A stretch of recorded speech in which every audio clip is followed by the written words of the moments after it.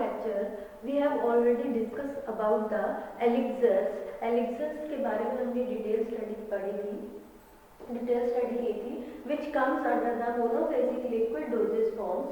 Monophasic liquid doses form की हमने दो टाइप्स की थी, तो ये इंटरनल एडमिनिस्ट्रेशन के लिए यूज होती है। उसकी जो लास्ट टाइप है जो कि monophasic liquid doses form which is use for oral internal administration के लिए यूज होती है। लास्ट में इसकी लिंक्टस एक टाइप रहेगी हमारी, ये कंप्लीट करेंगे।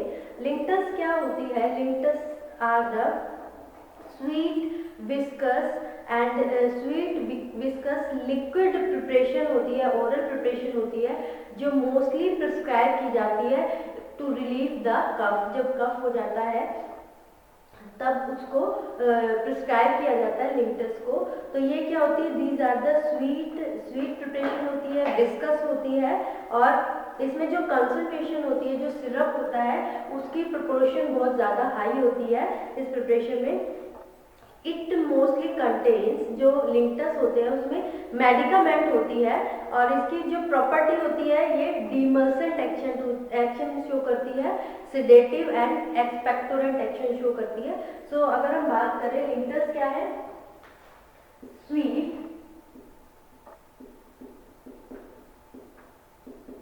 विस्कस, स्वीट होती है, विस्कस होती है, लिक्विड प्रिपरेशन, ओरल प्रिपरेशन होती है, ओरल प्रिपरेशन,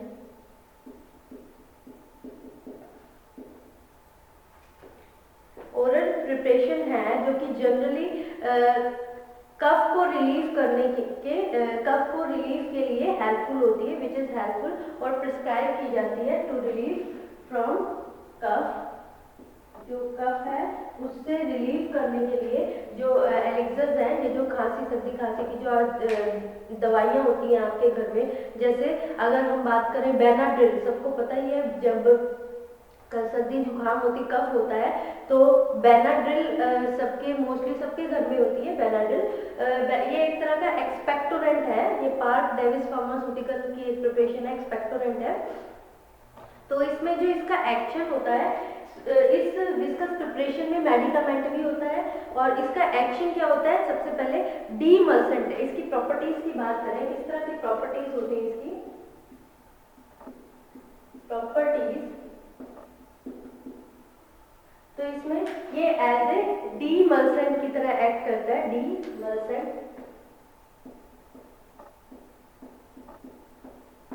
सबसे पहले डीमल्सेंट क्या होते हैं? डीमल्सेंट्स are the substances which exerts soothing and protective effect, जो कि सूथनिंग बड़ा ही रिलीव करता है और प्रोटेक्शन इफेक्ट होता है। That substances are known as demulcent. और एक्सपेक्टोरेंट एक्शन होती है, एक्सपेक्टोरेंट की तरह एक्ट करता है,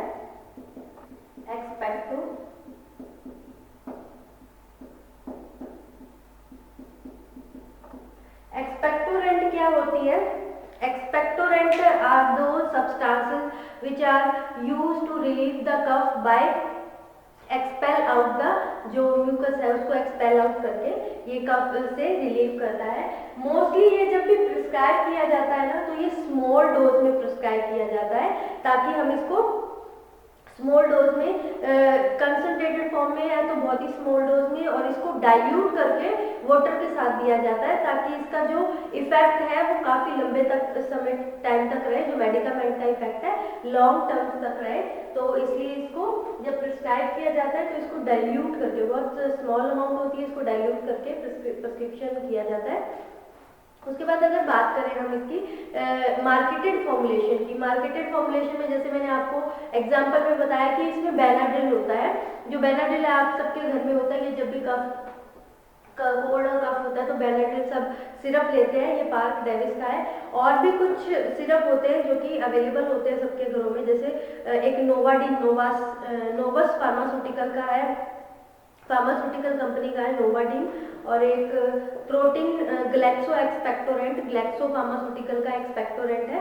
तो ये सब एक्सपेक्टोरेंट एक्शन होता है इन लिंक्टस का, यानी सर्दी खांसी की जो दवाई होती है वो क्या होती है, लिंक्टसेस होती है। इसमें अब हम बात करें इसकी फॉर्मुलेशन की, कि फॉर्मुलेशन में किस किस इंग्रेडिएंट का रिक्वायरमेंट होता है इसको लिंक्टस को प्रिपेयर करने के लिए। तो नेक्स्ट है हमारा फॉर्मुलेशन ऑफ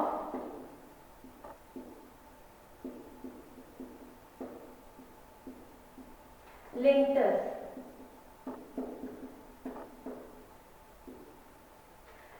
फॉर्मुलेशन में हम क्या क्या इसमें रिक्वायर्ड होता है इसकी प्रिपरेशन के लिए। First is vehicle and second is adjuncts and second one is adjuncts।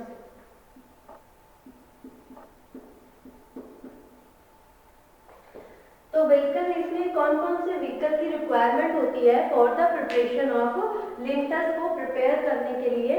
हम क्या क्या यूज करते हैं, सिंपल सिरप यूज करते हैं। जनरली ये व्हीकल की तरह यूज होता है लिंक्टस को प्रिपेयर करने के लिए।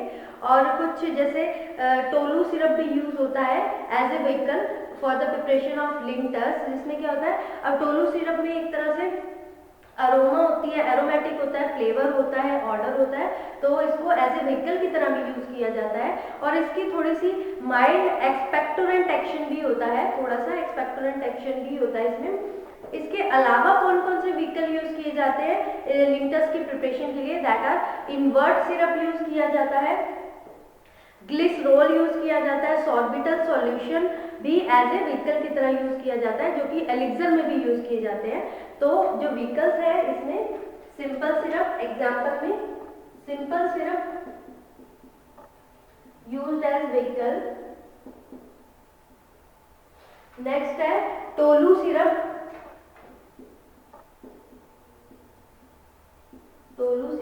ये भी व्हीकल की तरह यूज किया जाता है। और इसकी कैसी प्रॉपर्टी है, एक्सपेक्टोरेंट की एज ए एक्सपेक्टोरेंट की तरह एक्सपेक्टोरेंट एक्शन होता है इसका। और इसकी इसमें फ्लेवर भी होता है और इसकी ऑर्डर भी बहुत एरोमेटिक होती है, अरोमा होती है।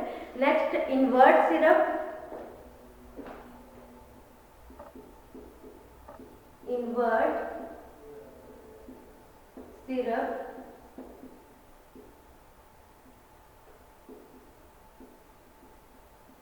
Glycerol, sorbitol। So these are the vehicles which are used for the preparation of linctus। Linctus की प्रिपरेशन के लिए यूज किए जाते हैं।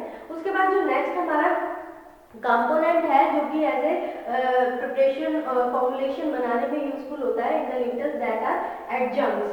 एडजंक्ट्स में हम क्या पढ़ते हैं, आपको पता लग गया होगा, लास्ट टाइम भी आपको करवाया था। केमिकल स्टेबलाइजर्स, सबसे पहले आ जाएगा chemical stabiliser. Chemical stabilisers, chemical stabiliser किस लिए यूज होते हैं, स्टेबलाइज करने को, जो भी प्रिपरेशन है, जो भी फॉर्मुलेशन है उसको स्टेबलाइज करने के लिए अलग अलग तरह के सॉल्वेंट या अलग अलग तरह के इंग्रेडिएंट यूज किए जाते हैं ताकि वो स्टेबलाइज होए। अब इसमें सिंपल सिरप यूज किया जाता है एज ए व्हीकल की तरह, इसमें व्हीकल ही सिरप यूज किया जाता है। तो ऑलमोस्ट जो लिंक्टस होती है, ये जो प्रिपरेशन होती है फॉर्मुलेशन, ये ऑलरेडी पहले से ही स्टेबलाइज होती है। तो इसमें एक्स्ट्रा कोई स्टेबलाइजर ऐड करने की रिक्वायरमेंट नहीं होती। तो because of use of simple syrup as a vehicle, तो नो रिक्वायरमेंट ऑफ स्टेबलाइजर की रिक्वायरमेंट नहीं है। जो सिंपल सिरप है वो खुद ही एक तरह से स्टेबलाइज कर देता है प्रिपरेशन को। नेक्स्ट हमारा आ जाता है इसमें कलरिंग एजेंट्स।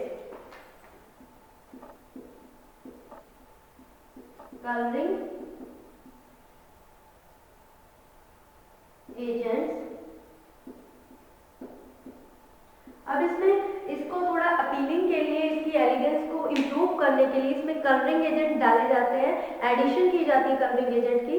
मोस्टली जो हम एलिक्सर्स में कलरिंग एजेंट यूज करते थे वही कलरिंग एजेंट लिंक्टसेस में भी यूज किए जाते हैं। That are compound tartrazine in solution are most popular, बहुत ही ज्यादा मोस्ट पॉपुलर कलरिंग एजेंट है। तो इसमें टार्टाजिन सॉल्यूशन यूज किया जाता है कलरिंग के लिए। कंपाउंड टार्टाजिन सॉल्यूशन जो कि कलरिंग एजेंट की तरह यूज किया जाता है। एलिक्सर में भी इसका यूज किया जाता है। नेक्स्ट जो हमारा इसमें आ जाता है that is flavouring agent.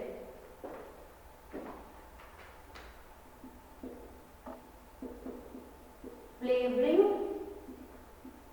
Agents, flavouring agents का क्या काम होता है? फ्लेवर को इम्पार्ट करना, फ्लेवर ऐड करना, फ्लेवर्स को इम्पार्ट करना ताकि उसका जो भी मतलब कि अनपैलेटेबल टेस्ट है उसको मास्क करने के लिए फ्लेवरिंग एजेंट ऐड किया जाता है। अब इसमें कौन कौन से फ्लेवरिंग एजेंट ऐड किए जाते हैं? इसमें ब्लैक करंट सिरप ऐड किया जाता है, लेमन सिरप ऐड किया जाता है टू फ्लेवर द लिंक्टस को फ्लेवर करने के लिए, और एक्स्ट्रा इसमें बेंजल्डिहाइड ऐड किया जाता है। बेंजल्डिहाइड का एक तरह से आमंड की तरह इसका टेस्ट होता है, आमंड मीन्स बादाम की तरह इसका टेस्ट होता है। तो ये यूज किए जाते हैं एज अ फ्लेवर की तरह यूज किए जाते हैं इन द लिंक्टसेस में। तो लेमन सिरप, फ्लेवरिंग एजेंट में lemon syrup,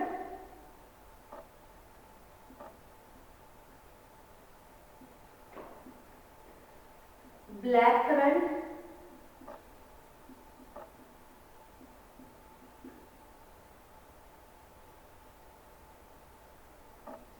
syrup and benzaldehyde भी इसमें एज ए फ्लेवरिंग एजेंट की तरह यूज किया जाता है,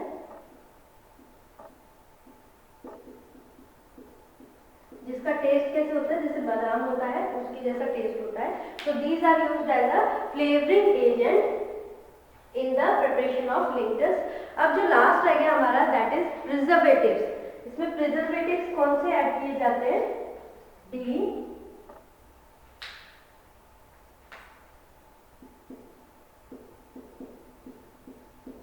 प्रिजर्वेटिव्स। प्रिजर्वेटिव्स की बात की जाए तो इसमें जो प्रिजर्वेटिव इसमें ऐड किए जाते हैं, अब इसमें देखो सिंपल सिरप और टोलू सिरप, ये syrup itself act as a preservative जो कि माइक्रोबियल ग्रोथ नहीं होने देता। ये आपको मैंने एलिक्सर के लेक्चर में भी बताया था कि उसमें अगर vehicle as a syrup use होता है, उसमें तो और भी डिफरेंट व्हीकल्स यूज होते हैं, इसमें तो vehicle simple syrup, tolu syrup ये व्हीकल की तरह यूज हो रहे हैं। तो syrup itself act as a preservative act करता है क्योंकि इसमें जो माइक्रोबियल ग्रोथ है, इसमें जो सुक्रोज होती है सिरप में, वो माइक्रोबियल ग्रोथ नहीं होने देता, उसको प्रिवेंट करता है माइक्रोबियल ग्रोथ को। तो ये प्रिजर्वेटिव की तरह एक्ट करता है। उसके बाद व्हीकल हम टोलू सिरप की बात करें, टोलू सिरप में तो एक तरह से एंटीबैक्टीरियल एक्शन होता है due to presence of cinnamic acid and benzoic acid, तो वो खुद ही एज ए प्रिजर्वेटिव की तरह एक्ट करते हैं।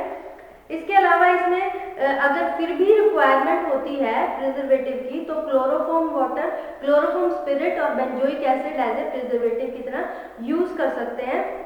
अदरवाइज इसमें व्हीकल ही एक्ट करता है, जो vehicle itself act as a preservative, वो खुद ही प्रिजर्वेटिव की तरह एक्ट करता है। तो प्रिजर्वेटिव में हम क्या कह सकते हैं कि simple syrup and tolu syrup, simple syrup, tolu syrup, ये खुद ही प्रिजर्वेटिव की तरह एक्ट करते हैं। टोलू सिरप की बात की जाए, टोलू सिरप में एक तरह का फ्लेवर होता है और ये इसमें benzoic acid and cinnamic acid present होता है। बेंजोइक एसिड,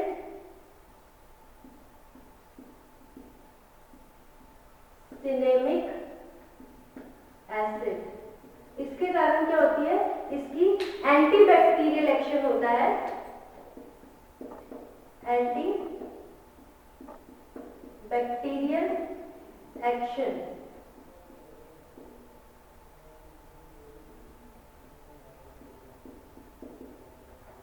एंटीबैक्टीरियल एक्शन होता है जिसके कारण जो माइक्रो ऑर्गेनिज्म होते हैं, मोल्ड है, उसकी ग्रोथ नहीं होती, तो इसमें ये प्रिजर्वेटिव होती है। So this is all about the formulation of linctus. Linctus में क्या होता है? दो तरह के कंपोनेंट्स यूज किए जाते हैं। First one is vehicle and second one is adjuncts. Vehicle में हम simple syrup, tolu syrup, invert syrup, glycerol और सॉर्बिटोल एज ए विकल की तरह यूज करते हैं for the preparation of linctuses. And in adjuncts chemical stabilisers, इसमें syrup use हो रहा है तो ये ऑलरेडी ही स्टेबलाइज है। कलरिंग एजेंट में compound tartrazine solution used as a colouring agent जो कि कलर इंपार्ट करता है हमारे लिंटस को। फ्लेवरिंग एजेंट में lemon syrup, black currant syrup and benzaldehyde अपने डिफरेंट फ्लेवर देता है। ब्लैक करंट का फ्लेवर देता है, लेमन का फ्लेवर के लिए लेमन सिरप यूज होता है, बेंजोल्डिहाइड जो कि आमंड लाइक टेस्ट देता है। नेक्स्ट है प्रिजर्वेटिव में हमने सिंपल सिरप और टोलो सिरप अपने इटसेल्फ एक्ट करते हैं प्रिजर्वेटिव की, मोल्ड की ग्रोथ नहीं होने देते, माइक्रो ऑर्गेनिज्म को प्रिवेंट करते हैं, उसकी ग्रोथ नहीं होने देते। अगर इसके अलावा फिर भी रिक्वायरमेंट पड़ती है तो benzoic acid and chloroform spirit used as a preservative. उसके बाद इसका एग्जांपल आ जाएगा। एग्जांपल में हम कर सकते हैं codeine linctus, codeine linctus example codeine linctus.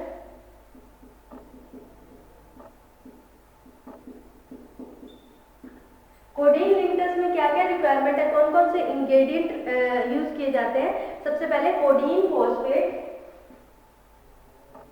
Codeine phosphate. उसके बाद lemon syrup, benzoic acid solution, lemon syrup, benzoic acid solution and उसके बाद chloroform spirit, compound tartrazine solution,